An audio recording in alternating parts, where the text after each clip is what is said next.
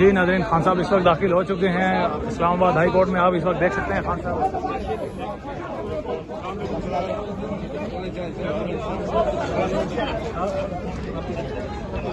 खान साहब, आप अफसोस का इजहार कर रहे हैं लेकिन माफी नहीं मांग रहे, वजह क्या है?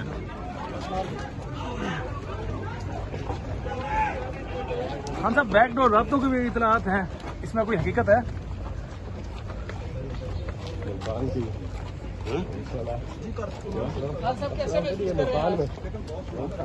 मुल्तान का अच्छा होगा, कल तो बड़ा जबरदस्त हुआ। खान साहब, आज तो बड़े मुतमईन लग रहे हैं आप।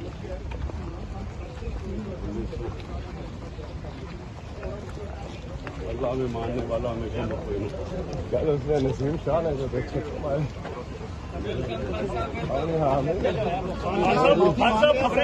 खबरें आ रही है कि आपको इफ्तार बंदी करने का प्लान हो रहा है, हुकूमत प्लान बना रही है, क्या कहिए?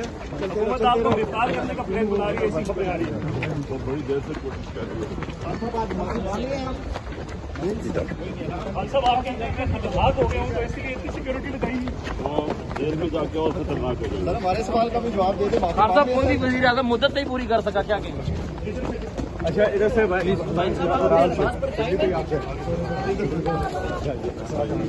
सब मैंने पिटीशन लगाई है।